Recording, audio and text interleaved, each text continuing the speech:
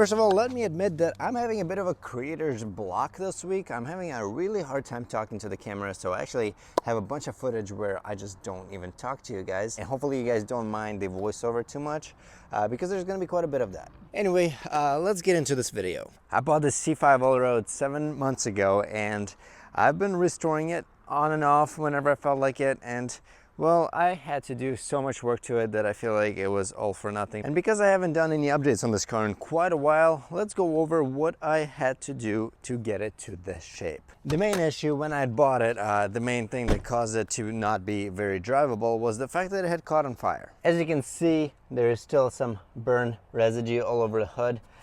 Due to that, but the problem was that the engine wiring harness had caught on fire due to the lack of heat shields for our exhaust. I've since repaired the harness. That was a pretty big project, pretty time consuming. I tried replacing it and I ended up getting the wrong one, and one thing led to another. I just decided to fix this, which honestly I haven't had any issues with this harness ever since I did that. I also did decide to wrap it in exhaust trap just to prevent this from happening again. I don't know if it was a good idea, maybe it was a bad idea, but it kind of looks pretty neat, and considering the fact that I didn't have the OEM wrap to do that anymore, I decided that this would be our best next option. So both front and rear bumper came off of the parts car. They're not even fully secured yet because there's a couple of things I'm gonna have to do with the bumpers off, so I didn't feel like wasting time putting those back on properly. It came with zero exhaust, and that's what we're gonna fix today. With my very limited welding skills and my very limited welding equipment, it's gonna be fun, probably, maybe, I don't know, we'll see. It did come with seats, which was pretty nice. The C6 S6 seats, they're incredibly comfortable. I mean, they're very similar style to the ones in the B8.5 S4. I absolutely love them, but they were not bolted down. There were no brackets. Long story short, this actually was my very first welding experience, making these seat brackets, and it actually worked out. The seats are secured, they're sitting well, they're very well adjustable, and I'm a big fan. I replaced the window regulator, I replaced cup holder, hood strut, clock spring because the previous owner ripped that out, replaced front sway bar, wheel speed sensor, tail light, driver mirror, amplifier. I'm running out of fingers. I rewired the fans because the previous wiring was awful.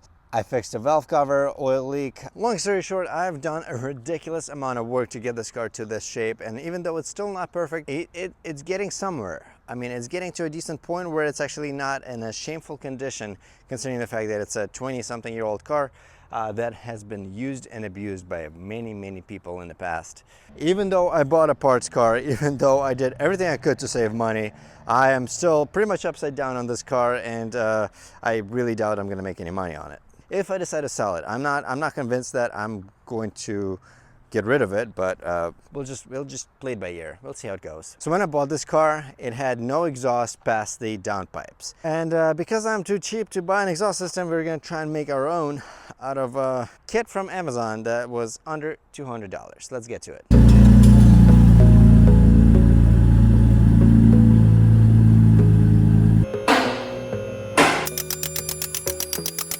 So as you can see, this is all the exhaust that we got with the car. It's basically aftermarket catless downpipes as well as mid pipes, which meant that I had approximately 10 feet of exhaust to try and fabricate all on my own.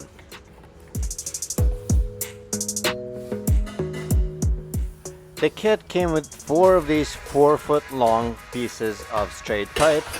And once I cut it at the correct length that we needed to be at, I needed to add a little bit of an angle to start going towards our tips on the sides. None of these angled pieces had the correct angle, so I had to cut mid-bend in order to make it to the right amount of angle. As you can see, I just kind of eyeballed it and made sure that that points to where it needs to point. It is now time to break out my $70 welder. Only problem is that I didn't want to weld on the floor, so I had to come up with a welding table.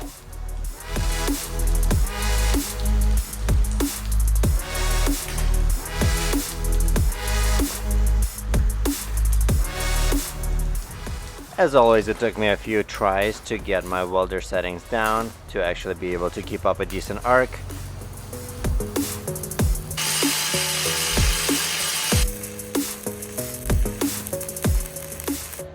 And I know what you're gonna say. Your welds are gonna look like complete crap because you're stick welding them and you have no welding experience. And you would be absolutely right. I do this in order to learn, in order to experiment, in order to try and gain experience in things that I need experience in. And that's what this channel is about.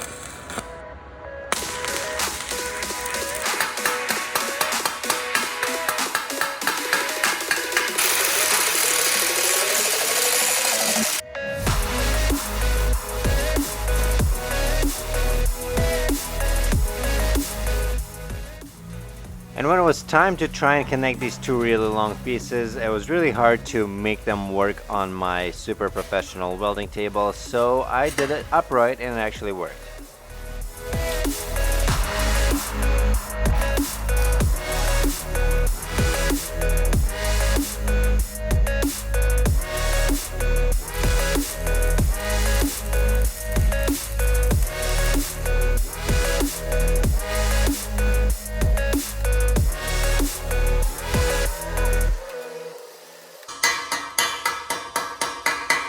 As you can see, these welds look absolutely terrible, but we're not going for pretty, we're going for functional. I'm not even trying to make sure there's no leaks, I'm just trying to make sure that this thing stays in one piece. After marking down where I need to cut it, I also mark down the spot where I need to weld on my hanger so that I don't have to use one of these long jacks anymore. Even though I could have gotten away by using a straight piece of pipe here, I wanted to give it an angle so that we have a better departure angle and we don't have our exhaust dragging on steeper driveways and whatnot.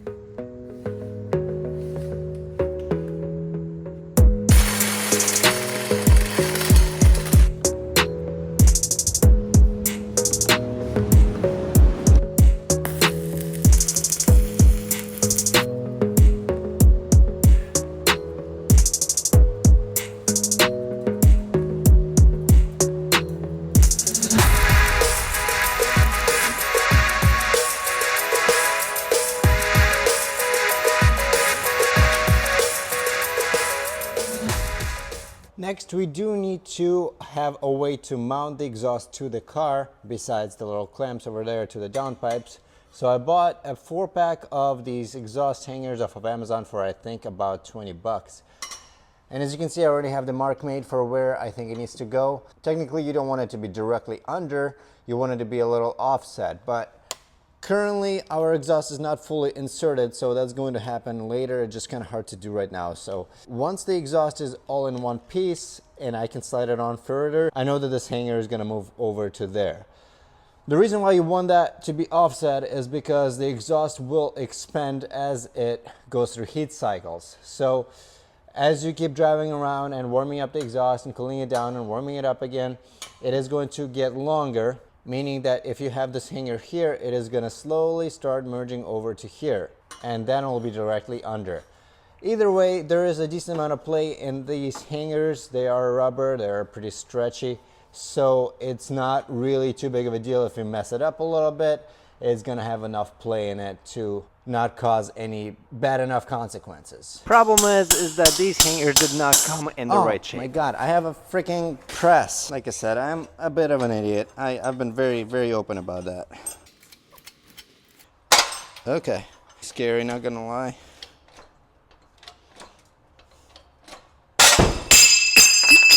Yeah, exactly because of that, because that could have gone into my knee. But I think we have a 90-degree bend now, so that could work.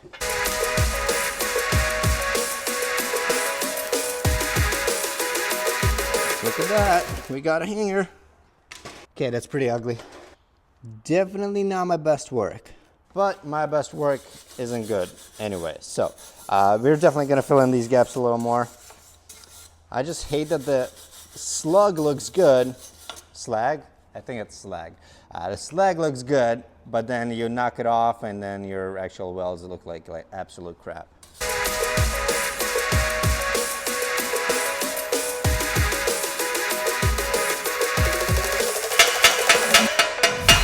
By the way, I'm positive. I am positive that there's going to be exhaust leaks in these welds. Maybe some are going to be bigger, some are going to be smaller, but there's going to be something. But considering the fact that my options are very limited, and that is I either run open downpipes like they are right now, or I buy an exhaust system that costs $1,500, I think I might be okay with that. There is a brand, SSAC, I think, that makes the exhaust system for this application that is reasonably priced, and I think it costs under $1,000, maybe like 800. But unfortunately, I reached out to them and they're out of stock, and that's why we're doing what we're doing. And also because this is a great experience for me. I enjoy learning new things.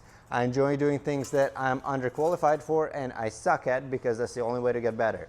And that's exactly what we're doing here. And also, the rest of this exhaust system, you might have noticed that I haven't welded this piece on, and that is because I'm just gonna use a clamp here. I think if all of this was welded together, it would just be way too big and way too awkward to remove and put on. So I would rather keep it in two separate pieces and then just throw a clamp on here. Plus, this would allow me for a little bit of adjustability if somehow, some way my tips end up being misaligned somewhere, I want to move them, I can do a little bit of a adjustment and rotation here if I have a non-permanent clamp installed. Now that is a properly used up rod. It could be worse. It definitely could be way better, but it's gonna hold our exhaust up, and that's all we need. Definitely no weld inspectors allowed in here. I mean, this union is absolutely hideous. And there's definitely a giant hole here, so we're gonna try and fill that up right now. Let's see if our hanger placement is any good. It's a little crooked. As you can see, this guy is kind of pointing that way right now. We need it to be pointing that way. And if I try and rotate it, our hanger fights us because it's in the opposite direction. So we're probably gonna have to bend this a little that way. But if anything, this is gonna be a very good test of the strength of my welds. I'm not confident at all. I don't think they broke. Look at that. OEM Plus. Oh yeah, that is beautiful. That is perfect, I think. Yeah, oh yeah, I'm very happy with that. Look at that, slides right in, not too high, not too low, and should be good enough for us to attach the rest of our exhaust. And then I am gonna need to make a cut right around this area, I think. Let's put our other side on so that we can try and make them a little symmetrical. I want to make the cuts in the same spots and make it look a little less bad. Plus, it'll be good to test the location of our hanger on this side, because I haven't done that yet. Oh yeah, it definitely could be better. It's a little short, but I think we can make it work. Oh yeah. Oh no, never mind. It's not even short. I think it's absolutely perfect. Oh wow. I did a good job. I know a lot of you are going to disagree with that, but all things considered, considering my skill level, I did a good job. And this is the cut that I want to make symmetric, so we're just going to go right around here and make our cut there.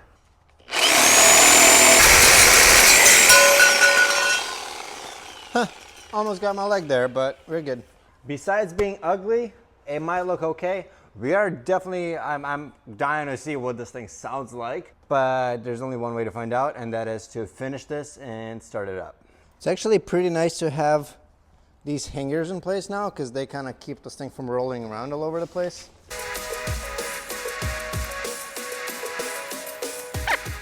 Jesus, come on, get on there. What is going on? Oh no, I burnt through. That sucks. You guys see this hole? I don't know what I'm gonna be able to do about that. Damn, that sucks. Ooh, all right, we're gonna try and fill that in, but I'm not confident in my abilities. And I probably burned through because I was too hot. And I was too hot because for some reason I couldn't get an arc. And yeah. And I just made it bigger. It just keeps burning through. Nope, we're burning through. We're burning through. more and more. It's not gonna work. All right, I would say this was the biggest fail so far. The problem is that I only have one of these left. So this is my last one. I don't have an extra anymore. So we definitely have to salvage this, but I guess this piece is gonna have to be replaced. Nice. Honestly, this is one of the better ones so far. There's definitely some mistakes, but that is definitely gonna need to be rewelded. But at least we don't have giant boogers like I did before. I would say we're improving. Slowly but surely, we're improving. I do have a couple of tips that I'm gonna put on, and I think they'll fit the space very well. Problem is that obviously we can't even reach them yet, so we are definitely gonna have to do some more welding. And another problem is that they're for a significantly bigger diameter exhaust. So we're just, we're working with scraps here, which I'm okay with. I hope you're okay with that. I can work with the fact that they're of a different diameter, but I definitely need to add another piece of pipe here, probably about this much. And I also need to straighten this out because, as you can see currently, this guy is a little cross-eyed going that way. But the good news is that this one turned out spot on. I think this side is actually very good. Even though it's not really where I wanted to be there, it's pretty well pointed here. I think that is perfect orientation. So here we're just gonna have to add a straight piece, and there we're gonna have to add a slight curve to try and straighten this out. Here's what I managed to get done off camera. We have clamps up there, so this is nice and secure now. This is on a hanger. I finally managed to get this hanger into the right shape, and it's holding the top of our exhaust. That way you can't really see our super ugly welds. They're still there, don't worry, they're still ugly.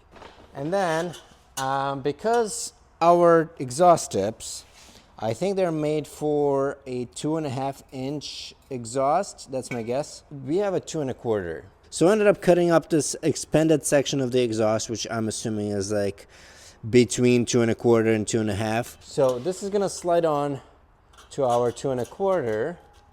Then I'm gonna probably just do a couple of tack welds to hold it in place. This is still a little too small to be in this, but it's definitely much better. And I think these two together should be of a more or less appropriate size for us. And then I'm just gonna throw a couple of tack welds on that and should be good to go. When they're on regular clamps that they come with, it's basically just like a big hose clamp that secures these down, and frequently that's not the most reliable way of securing these, so we're just going to give it a couple of tack welds and call it a day.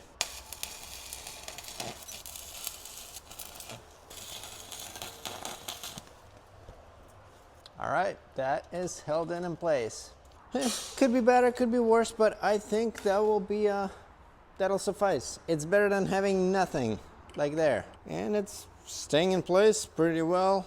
Seems to be pretty sturdy. I'm satisfied with that.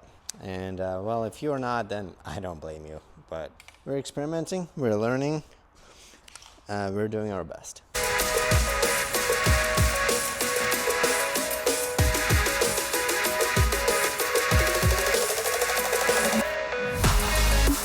This took me a lot of time. I think I spent like 2 almost 8-hour days, and then today a couple of hours to finish everything up, but I think it's finally done. So let's take a look. And this is hopefully the permanent solution for our exhaust system. And I say hopefully because there's always a chance that I'm gonna start the car, find out that it sounds absolutely awful and there's a ton of leaks, and I'm gonna have to do something different. But without further ado, here it comes. I'm very glad we had these ECS tips. They are simply welded on awfully, just like all the other welds.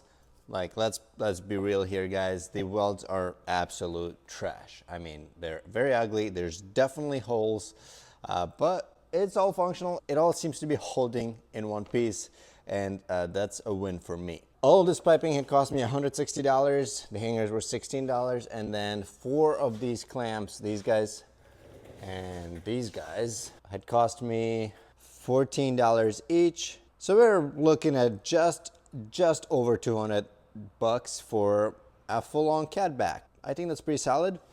And of course my tools, you know, a few welding rods, and by few I mean probably a solid 10 of them.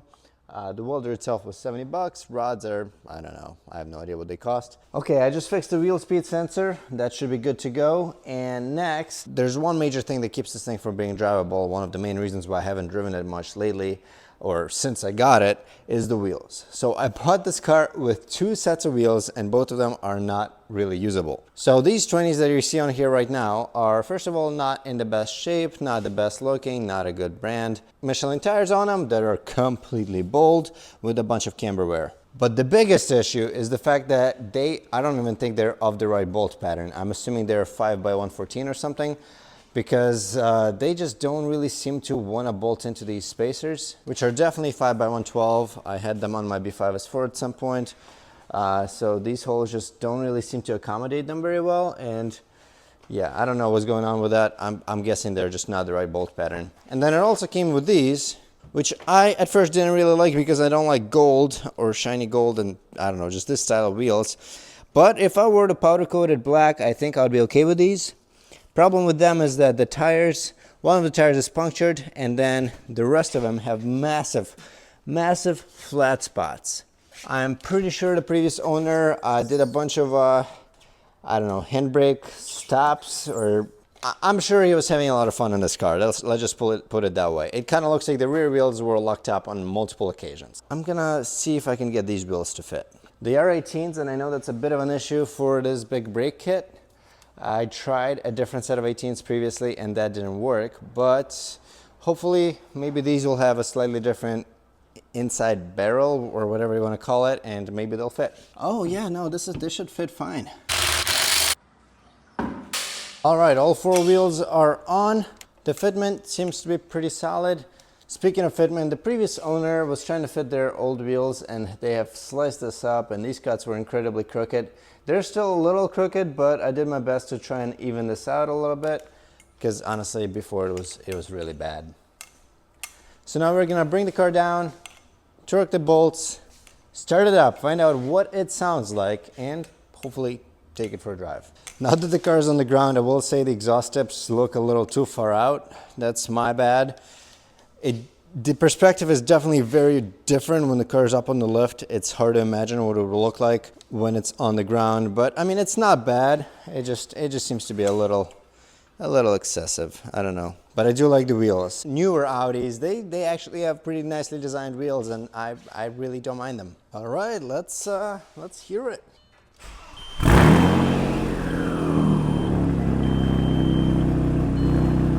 It is definitely not nearly as obnoxious as it used to be. Kind of sounds good. I don't hate it.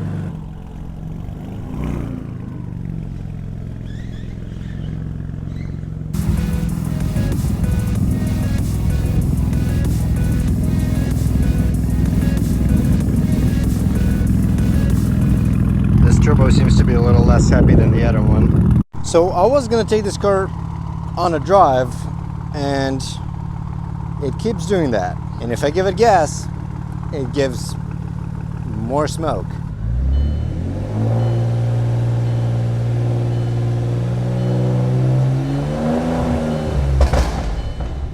And it doesn't seem to smell like anything. It kind of just appears to be water.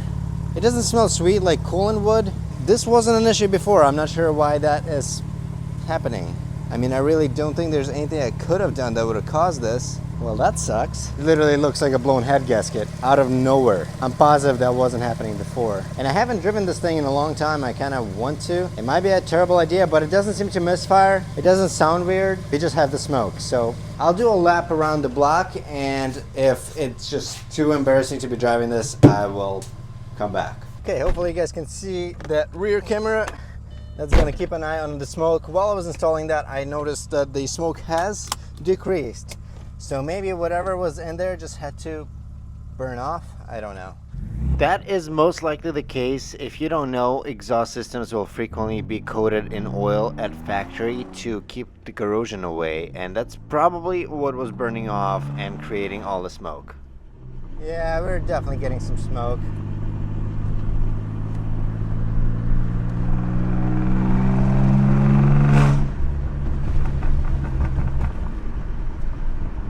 This clutch feels weird compared to the B8S4. Definitely doesn't sound incredibly good. It's not like awful, and it's definitely better than open downpipes, but yeah, I mean, anything above 2000 RPM, it's a little too much. I mean, with the windows open, I imagine it would be fine inside, but I have no idea what the other people around me are hearing and if they like it. Probably not. But it's driving okay, and I don't think there's any more smoke.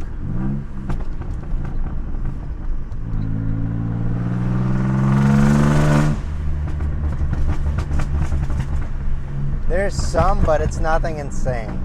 Yeah, we're definitely not winning any sound contests in this car, that's for sure. But as far as drivability goes, it seems to be doing all right. It's not super slow, it's not super fast.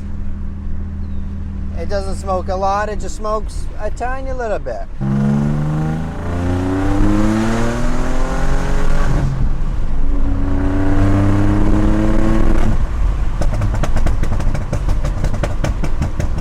I honestly forgot what it's like to have a cars with pops and bangs.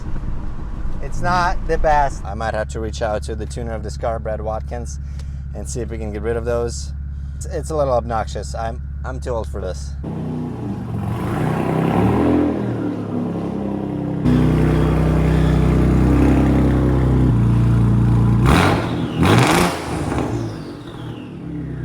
Looks like all the smoking has gone away, and now we can focus on our next issue, which is not exactly this water dripping out on its own, it's what it caused. And that is a very common issue on these Allroads, which is rust on the hatch.